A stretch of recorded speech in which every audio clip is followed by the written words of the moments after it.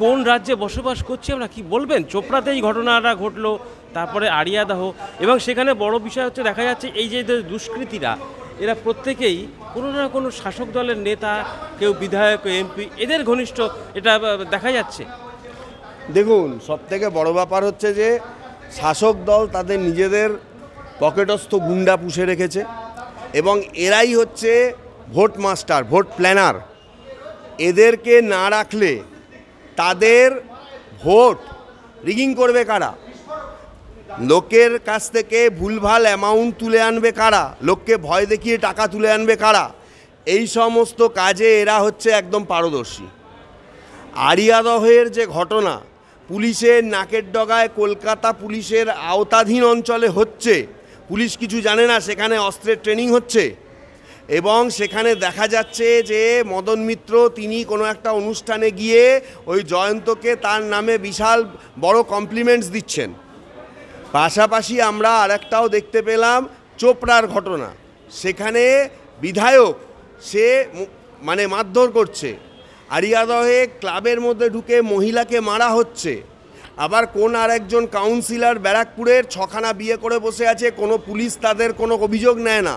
মানে যাদেরকে উচিত প্রথমেই শায়েস্তা করে দেওয়া, বা যারা বাড়তে বাড়তে আজকে এই জায়গায় গেছে, জানেন একটা কথা বলে দিচ্ছি, দুষ্টু গরুর থেকে শূন্য গোয়াল ভালো।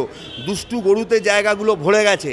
মানুষ যদি প্রথম থেকেই গর্জে উঠতো, যবে থেকে এই চিটিংবাজি সরকারটা এসেছে, মানুষকে মিথ্যা প্রতিশ্রুতি আর ভরসা দেখিয়ে সেদিন থেকে মানুষ যদি গর্জে উঠত, তাহলে আজকে এই দিনটা দেখতে হতো না।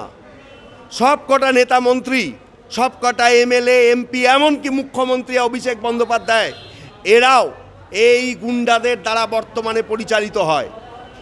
এই যে ভোট আপনি দেখতে পাচ্ছেন, কার্যত 2021 সাল, 2019 সাল থেকে আমি বলবো 2019, 2021, 2023 পঞ্চায়েত ভোট, 2024 লোকসভা ভোট, কোনোটাই ভোট হয়নি পশ্চিমবঙ্গে। কোনো ভোটটাই পশ্চিমবঙ্গে ভোট হয়নি। সেখানে গুন্ডাগর্দি চলেছে, এমনকি কেন্দ্রীয় বাহিনীকেও ভুল পথে পরিচালিত করা হয়েছে। আপনি তো মারাত্মক অভিযোগ করছেন ক্যামেরার সামনেই। অবশ্যই। যে অভিযোগ করছেন যে তৃণমূলের মুখ্যমন্ত্রী অভিষেক এরা গুন্ডাদের দ্বারা পরিচালিত, মারাত্মক অভিযোগ। অবশ্যই, কারণ আপনার ভুলে গেলে চলবে না, আমরা দেখে নেব, আমরা করে নেব, এই ধরনের কথা রাজ্যের মুখ্যমন্ত্রীর মুখে আমরা অনেকবার শুনেছি। সন্দেশখালির যখন মহিলারা অভিযোগ করছেন, তিনি বলেছেন ওসব ছোট্ট ঘটনা। পার্ক স্ট্রিট রেপ কাণ্ডকে তিনি বলেছিলেন ছোট্ট ঘটনা। যত রেপের ঘটনা হয়েছে, যত মার্ডার হয়েছে, মুখ্যমন্ত্রীকে কোনো না কোনো সাংবাদিক প্রশ্ন করলে তিনি বলেছেন এত বড় রাজ্য চালাতে গেলে দু একটা এরকম ঘটনা হতেই পারে। এটা তো আপনারা দেখিয়েছেন। আমার ভয় পাওয়ার কিছু নেই, আমি কোনো মিথ্যে কথা বলছি না। তিনি যদি অন ক্যামেরায় বলতে পারেন ছোট ঘটনা, তাহলে এইটা বলতে আমি বাধ্য হচ্ছি যে তার দল এবং তিনি তাহলে গুন্ডারাজ চালান। এই যে আড়িয়াদর যে ঘটনাটা ঘটানো হয়েছে, বলছে এটা পুরনো ঘটনা এবং এখানে বিজেপির গায়ে দায় চাপানোর একটা প্রচেষ্টা তৃণমূলের পক্ষ থেকে শোনা যাচ্ছে। পুরনো ঘটনা কি নতুন ঘটনা, সেটা যে ঘটনা সূত্রপাত ধরে হয়েছে, যে ঘটনার সত্যতা এসেছে, সেই অনুযায়ী বিচার হবে। আর পুরনো ঘটনা যদি হতো, তাহলে এতদিন পর্যন্ত কোনো ব্যবস্থা নেওয়া হয়নি কেন, আর এখনই বা সেটাকে মানে প্রকাশ্যে আনা হলো কেন? এবং সেই মহিলার ফ্যামিলি যে পুরনো ঘটনা এত মারধর খেয়ে তিনি এতদিন ধরে চুপচাপ থাকলেন, মানুষকে ভুলভাল বুঝিয়ে দিলে হবে না। আজকে এই মিডিয়ার যুগে, আজকে যেখানে সমস্ত জায়গায় কোনো না কোনোভাবে লোকের হাতে স্মার্টফোন রয়েছে, খবর মানে এই সমস্ত ঘটনা কোনো না কোনোভাবে কারোর না কারোর হোয়াটসঅ্যাপে বলুন বা যে কোনো অ্যাকাউন্টে বলুন চলে যাওয়ার যথেষ্ট সম্ভাবনা রয়েছে। পুরনো কোনো ঘটনা নয়, রিসেন্ট ঘটনা, এবং ঘটনা জানাজানি হওয়ার পর তাই ক্লাব আজকে বন্ধ করতে হয়েছে এবং পুলিশ তাকে অ্যারেস্ট করেছে। এবং পুলিশ আজকে দেখুন আইরনি বা ফেথ মানুষের কি অবস্থা। আজকে মদন মিত্র বলছে আমি আতঙ্কিত। আজকে শোভন এই কী যেন সৌগত রায়, যিনি তৃণমূলের কাণ্ডারি, বছরের পর বছর ধরে লোকসভা ভোটে জিতে আসেন, তিনি বলছেন যে আমাকে খুনের হুমকি দিয়েছে। কেন? তারা তো তার দলের সম্পদ, তারাই তো তাদের হয়ে ভোট করাতো, তারাই তো তাদের হয়ে এত লড়াই করেছে। আজকে তিনি ভয় পাচ্ছেন কেন তার দলের গুন্ডার কাছে? কেন মাথা নত করতে হচ্ছে? আজকে তিনি তার সঙ্গে গিয়ে হাত মিলিয়েছেন, তার সঙ্গে গিয়ে অনুষ্ঠানে বসে থেকেছেন, মদন মিত্র তার সঙ্গে গিয়ে নাচ করেছেন, তার বিয়েবাড়ির অনুষ্ঠানে গিয়ে উদ্দাম নৃত্য করেছেন, তখন মনে থাকেনি? তাকে জরাজভাবে সার্টিফিকেট দিয়েছেন, তখন তার মনে পড়েনি? মদন মিত্র সম্প্রতি যে ভিডিওটি ভাইরাল হয়েছে, মদন মিত্র বলছে আমি ওকে ঘনিষ্ঠভাবে চিনি কিন্তু আমার ঘনিষ্ঠ নয়, অথচ আমরা দেখলাম তার ছেলের অনুষ্ঠানে। একটু শিখে আসতে বলুন। অ্যাকচুয়ালি ব্যাপার হচ্ছে যে 2021 সালের পর থেকে ওনার তো আর কোনো কাজ নেই, উনি হচ্ছেন যে ওই টিকিটটাই পান, কোনো রকম কোনো দায়িত্ব তো দলের তরফ থেকে আর দেওয়া হয় না, ওই জন্য আজে বাজে কথাবার্তা তিনি বলেন। কি বলছেন আমার ঘনিষ্ঠ অথচ ঘনিষ্ঠ নয়, এই কথাটার ব্যাখ্যা উনাকে আপনারা জিজ্ঞেস করুন, আমাকে জিজ্ঞেস না করে উনাকে জিজ্ঞেস করুন যে বাংলার কোন অভিধানে এটা লেখা আছে যে আমার ঘনিষ্ঠ কিন্তু ও ততটা ঘনিষ্ঠ নয়, এই কথার ব্যাখ্যাটা কি? এটা মদন মিত্রকে আপনারা জিজ্ঞেস করুন। আজকে রাজ্যে যে ভোটগুলো হয়েছে সম্পূর্ণরূপে সে হিঙ্গলগঞ্জ বলুন, সে সন্দেশখালী বলুন, আপনার এইদিকে চোপড়া বলুন, আপনার এইদিকে আসানসোল বলুন, ব্যারাকপুর বলুন, জয়নগর বলুন, বজবজ বলুন, বা কলকাতার বুকে কাশীপুর বলুন, সব জায়গায় গুন্ডারাজ তারা চালিয়েছে, সমস্ত জায়গায় তাদের মাসেলম্যান রয়েছে, সমস্ত জায়গায় তাদের বন্দুক বাজরা রয়েছে, যারা সাধারণ মানুষকে ভয় দেখিয়ে ঘরের মধ্যে জোর করে আটকে রেখে তাদের নিজেদের চরিতার্থ করে, নিজেদের স্বার্থ তারা চরিতার্থ করে, এবং যারা প্রতিবাদ করে তাদেরকে কোনো না কোনোভাবে ভয় দেখিয়ে মেরে ফেলার চেষ্টা করে। আপনারা এই কথা বলছেন। আজকে সকালে একটা খবর পেলাম, একজন টিচার তিনি একটা দুর্নীতি নিয়ে কথা বলেছিলেন বলে তাকে বেদম মার মেরেছে, বেদম মারা হয়েছে তাকে তৃণমূলের লোকজন এসে স্কুলের মধ্যে। আপনি আর একটা ঘটনা জানলে শিউড়ে উঠবেন, আমি আপনাকে পরে সেটা ইন্টারভিউ দেব। এই হাইকোর্টের বুকে আমাদেরকে হ্যাকেল করা হয়েছে মামলা করার জন্য। আমরা কোন রাজ্যে বাস করছি? কোন রাজ্যে আমরা বাস করছি? এখানে কোনো আইনের শৃঙ্খলা নেই, হাইকোর্ট যা অর্ডার দেয় এই রাজ্যের কেউ তা মানে না। আর পুলিশ এখানে মানুষের জীবন নিয়ে ছেলে খেলা করে।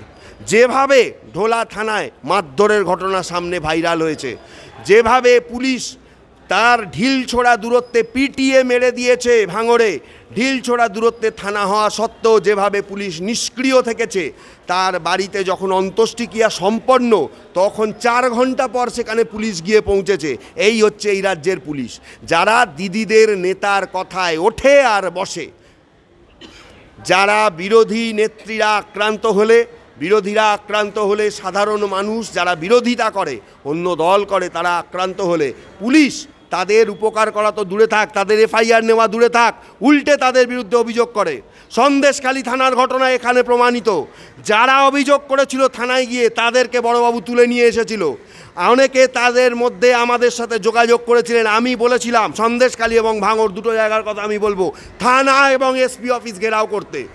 3,500 লোক সন্দেশখালী থানা, তার মধ্যে 2,000 মহিলা সন্দেশখালী থানা রাত্রির 1টা অবধি ঘেরাও করে রাখে। বড়বাবুকে ছাড়া, আমি পরিষ্কার তাদেরকে বলছি, বড়বাবু এসে মুচলেখা দিতে হবে। বড়বাবু রাত্রির 1:45 সময় জনগণের সামনে এসে বলে, হ্যাঁ আমার অফিসাররা মিথ্যে অভিযোগ করে থানায় আটক করে রেখেছে, আমি আধ ঘন্টার মধ্যে সবাইকে ছেড়ে দেবো।